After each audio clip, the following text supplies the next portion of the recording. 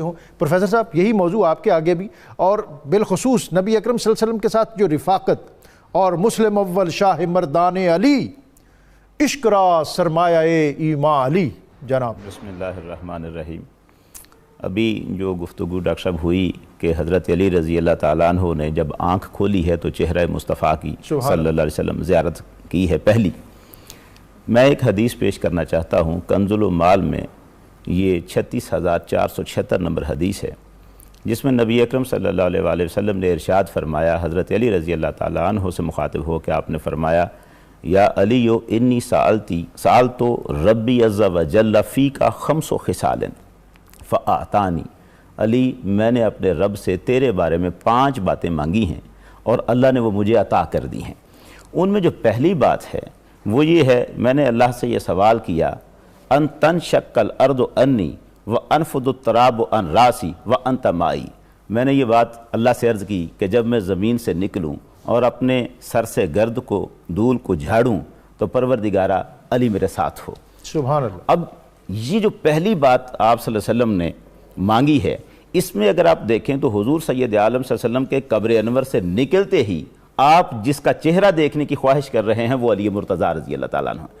ایک وہ نظر ہے جو حضرت علی رضی اللہ تعالیٰ عنہ کی آنکھ کھلتی ہے تو پہلا دیدار حضور کے چہرے کا ہے.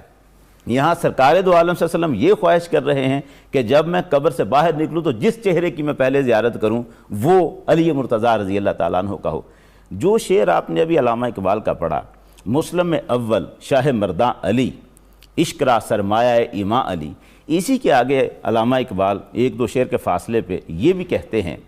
کہ از رخ او فال پیغمبر گرفت، واہ واہ، ملت حق از شکوہش فر گرفت. واہ. یہاں پر وہ کہتے ہیں کہ علی کا تو چہرہ وہ ہے کہ جس کو دیکھ کر پیغمبر اکرم نیک فال لیا کرتے تھے. واہ. یعنی حضور سید عالم صلی اللہ علیہ وسلم کے لیے علی کا چہرہ یہ اتنا متبرک ہے کہ نیک فال حاصل کرتے ہیں. میں واپس اس حدیث کی طرف اور اس سے ایک اور مثال بھی یا اس سے نتیجہ اخذ کرتے تھے کہ ہم یہ بھی دیکھ لیتے تھے کہ ذکر علی سے کس کے چہرے کا رنگ متغیر ہوتا ہے. ذکر علی سے کس کے چہرے کا رنگ متغیر ہوتا ہے. میں اس پہ بھی آ جاتا ہوں. پہلے میں یہ عرض کر لوں، یہ جو حدیث میں مکمل کرنا چاہتا ہوں کہ آپ صلی اللہ علیہ وسلم نے جو 5 باتیں اللہ سے مانگی ہیں، ان میں پہلی بات تو یہی تھی کہ جب میں قبر انور سے نکلوں تو پہلے میرے ساتھ علی ہو، میرے ساتھ ہو. دوسری بات آپ صلی اللہ علیہ وسلم کہتے ہیں کہ میں نے اللہ سے سوال کیا کہ پروردگارہ جب میں میزان کے پاس کھڑا ہوں تو اس وقت علی میرے ساتھ ہونا چاہیے. سبحان اللہ. اللہ نے مجھے یہ بھی عطا کر دیا. پھر میں نے تیسرا سوال اللہ سے کیا، ان یجعلک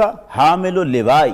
کہ پروردگارہ قیامت کے میدان میں میری حمد کا جو جھنڈا مجھے تو نے عطا کرنا ہے وہ میرا علی پکڑ کے آگے چلے گا. یہ حمد کا جھنڈا بھی حضرت علی علیہ السلام کے لیے. اس کے بعد آپ صلی اللہ علیہ وسلم نے فرمایا، میں نے چوتھی بات اللہ سے یہ سوال کی، ان تسقیا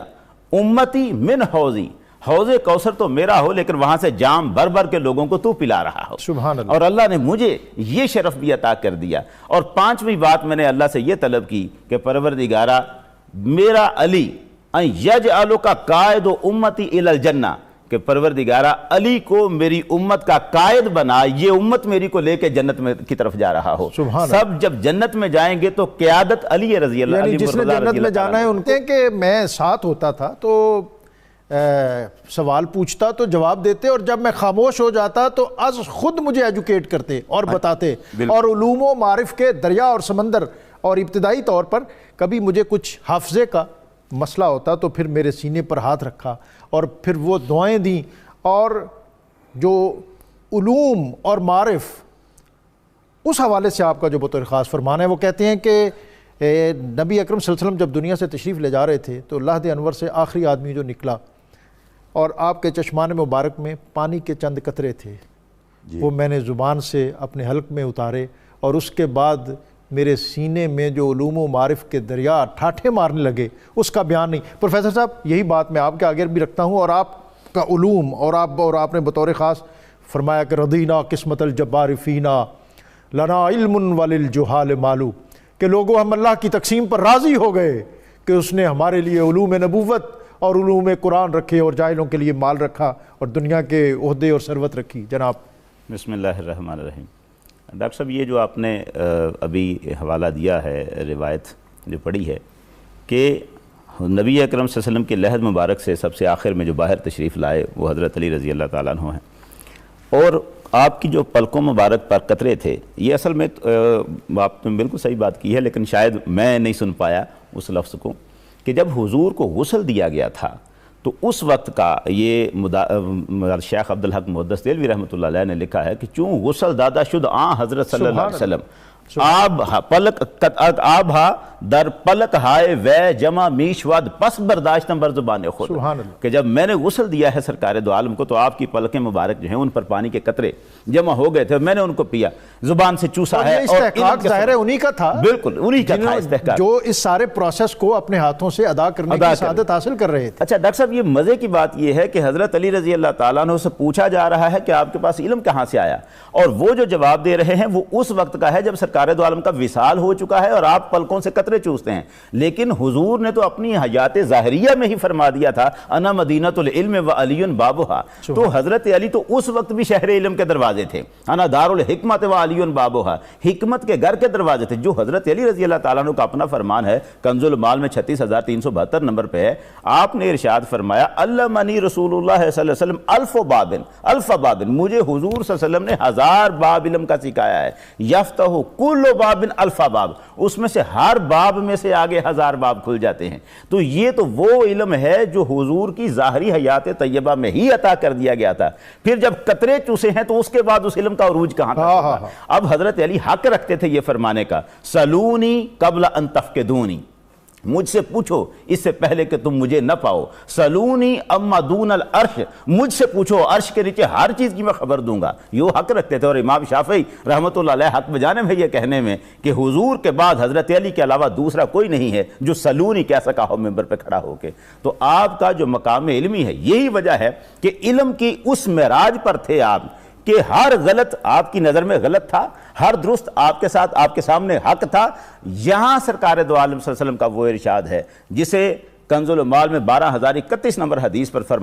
لکھا گیا، وہاں فرماتے ہیں نبی اکرم صلی اللہ علیہ وسلم کا ارشاد یہ ہے علی مع الحق او الحق مع علی حیث کانا، حق علی کے ساتھ ہے، علی حق کے ساتھ ہے جہاں بھی ہو۔ لیکن ترمذی شریف میں بڑے خوبصورت لفظ آئے ہیں 3714 نمبر حدیث پر، وہاں لکھتے ہیں کہ سرکار دو عالم صلی اللہ علیہ وسلم نے ارشاد فرمایا کہ حضرت علی رضی اللہ تعالیٰ عنہ کی شان کو آپ نے بیان کرتے ہوئے فرمایا رحم اللہ علی، اللہ تعالیٰ علی پر رحم فرمائے، اللہم ادر الحق کا حیث دارا، پروردگارہ حق کو اس طرف پھیر دے جدھر علی پھر جائے۔ یہاں بڑا خاص نقطہ یہ ہے کہ یہ نہیں فرمایا کہ پروردگارہ جس طرف حق ہو علی کو ادھر پھیر دے، ایسا نہیں فرمایا، فرمایا جدھر علی کھڑا ہو حق کو ادھر پھیر دے، جدھر علی ہو ادھر حق کو پھیر دے۔ مفتی صاحب میں بریک کا وقت آئے گا، جناب پروفیسر صاحب۔ بسم اللہ الرحمن الرحیم۔ الریاض النظرہ کتاب میں ایک حدیث نقل کی گئی، اس میں روایت ہے، اس میں یہ ہے کہ جاء ابو بکر و علی یزوران النبی صلی اللہ علیہ وسلم بعد وفاتہ بستۃ ایام، حضور سید عالم صلی اللہ علیہ وسلم کا وصال ہو چکا تھا، آپ کے وصال کے 6 دن کے بعد حضرت ابو بکر صدیق رضی اللہ تعالیٰ عنہ اور مولا علی رضی اللہ تعالیٰ عنہ آپ دونوں حضور کی قبر انور کی زیارت کے لیے تشریف لائے۔ یہ بات ہے حضور کے وصال کے 6 دن بعد کی۔ جب تشریف لائے یہاں حجرہ انور کے دروازے پہ پہنچے ہیں تو یہاں پر حضرت علی رضی اللہ تعالیٰ عنہ سیدنا ابو بکر صدیق رضی اللہ تعالیٰ عنہ سے عرض کرتے ہیں تقدم یا خلیفۃ رسول اللہ، اے رسول اللہ کے خلیفہ آپ آگے بڑھیے۔ اب یہ 6 دن بعد کی بات ہے، یہ بڑا عجیب سا سوال ہوتا ہے کہ حضرت ابو بکر صدیق رضی اللہ تعالیٰ عنہ کے دست مبارک پر حضرت علی نے 6 مہینے تک بیعت نہیں کی تھی، یہاں 6 دن کے بعد وہ فرما رہے ہیں تقدم یا خلیفۃ رسول اللہ، اے رسول اللہ کے خلیفہ آپ آگے بڑھیے۔ حضرت ابو بکر صدیق رضی اللہ تعالیٰ عنہ اس کے جواب میں جو بات ارشاد فرماتے ہیں وہ کمال درجے کی۔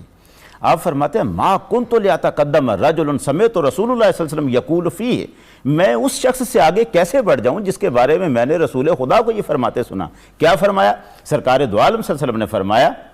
علی منی بمنزلتی من ربی، علی کا میرے نزدیک وہی مقام ہے جو مجھ محمد کا اپنے رب کے نزدیک مقام ہے۔ واہ واہ، اب آپ یہ اندازہ کریں، یہ وہ روایت ہے جس کے راوی سیدنا ابو بکر صدیق رضی اللہ تعالیٰ عنہ وہ فرما رہے ہیں کہ حضور نے یہ ارشاد فرمایا ہے کہ علی کا میرے نزدیک مقام۔ اب علی کا میرے نزدیک مقام وہ ہے جو محمد کا میرا اللہ کے میرے رب کے نزدیک جو مقام ہے۔ حضور سید عالم صلی اللہ علیہ وسلم کا رب کے نزدیک جو مقام ہے اس میں تو تیسرا فرد داخل ہی نہیں ہو سکتا. یعنی محبوبیت کبریٰ کا جو اعزاز سرکار دو عالم صلی اللہ علیہ وسلم کو حاصل ہے اللہ کے نزدیک، یہاں تو تیسرا کوئی بندہ آ ہی نہیں سکتا. اگر یہی مرتبہ حضرت علی کو حضور کے پاس حاصل ہے تو اس کا مطلب یہ ہے کہ نبی اکرم صلی اللہ علیہ وسلم کو اس کائنات میں علی سے بڑھ کر کسی سے محبت نہیں ہے. سبحان اللہ. یہی وہ بات ہے کہ جو حضرت علی رضی اللہ تعالیٰ عنہ محسوس کرتے ہیں کہ سرکار دو عالم صلی اللہ علیہ وسلم میری طرف خاص نظر عنایت فرماتے ہیں.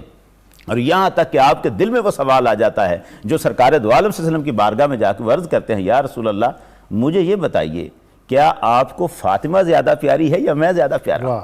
اب آپ اندازہ کریں کہ سیدہ فاطمہ الزہرا رضی اللہ تعالیٰ عنہ، ان کے شرف سلام اللہ علیہا، ان کے مقامات، ان کے ساتھ جو حضور کی محبت ہے وہ تو کوئی ڈکی چھپی بات ہی نہیں تھی. وہاں پر اگر حضرت علی رضی اللہ تعالیٰ عنہ یہ سوچ، کسی کے پاس ہی نہیں یہ سوچ آ سکتی، وہ اگر وہاں پر یہ سوچ رہے ہیں کہ سیدہ آپ کو زیادہ پیاری ہیں یا میں زیادہ پیارا ہوں، تو اس کا مطلب ہے حضور کی نگاہ التفات جو مولا علی کی طرف ہے، جس نے یہ جرت آپ کو دے دی ہے کہ وہ آپ وہاں سوال کر رہے ہیں، وہ کمال درجے کی ہے. اور سرکار دو عالم صلی اللہ علیہ وسلم نے بھی ایسے نہیں فرما دیا، اس کے جواب میں ایک جملہ نہیں فرمایا. یہاں حضرت سیدہ فاطمہ الزہرا رضی اللہ تعالیٰ عنہ کے ساتھ آپ نے اپنی محبت کو بھی بیان کرنا تھا، اور حضرت علی رضی اللہ تعالیٰ عنہ کے دل کے اندر جو خیال ہے اس کا جواب بھی دینا تھا. سرکار نے ارشاد فرمایا، فاطمہ تو احب الی منک وانت اعز الی منک،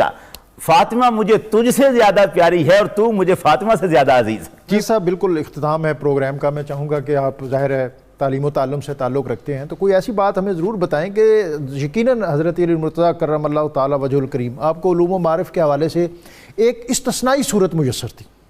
اور جیسا مفتی صاحب نے اس پر تفصیلاً ہمیں بتایا بھی کہ براہ راست ڈائریکٹ آپ سورس جو تھا آپ کا منبع اور مصدر نبی اکرم سے. آج ہم کس طرح آپ کے علوم و معارف کی روشنی میں دنیا کے اندر سرخرو ہو سکتے ہیں؟ بسم اللہ الرحمن الرحیم. پہلی بات یہ ہے کہ وہ جو حدیث مبارک شروع میں پڑھی گئی تھی، القرآن مع علی و علی مع القرآن، اس کا اگلا حصہ یہ ہے، لا یفترقا حتی یردا علی الحوض. علی قرآن کے ساتھ ہے، قرآن علی کے ساتھ ہے، اور یہ دونوں جدا نہیں ہوں گے یہاں تک کہ میرے پاس حوض کوثر پر آئیں گے. حوض کوثر تک جانے تک علی اور قرآن ایک دوسرے سے جدا نہیں ہو رہے. اس کا مطلب یہ ہے کہ ہمیں قرآن مجید کے جو علوم ہیں ان کو حاصل کرنے کے لیے مولا علی رضی اللہ تعالیٰ عنہ کی رہنمائی درکار ہوگی. ہمیں حضرت علی رضی اللہ تعالیٰ عنہ سے محبت بھی کرنی ہوگی، اور آپ کی سیرت کو بھی پڑھنا ہوگا، آپ کے ارشادات کو بھی پڑھنا ہوگا. آپ کے ان ارشادات اور تعلیمات کی روشنی میں اگر ہم قرآن مجید کا فہم حاصل کرنے کی کوشش کریں گے تو یقیناً ہم دنیا کو بتا سکیں گے کہ ہم ہی وہ ہیں جو علم کے وارث ہیں، جو انبیاء کے وارث ہیں. خیر الکلام.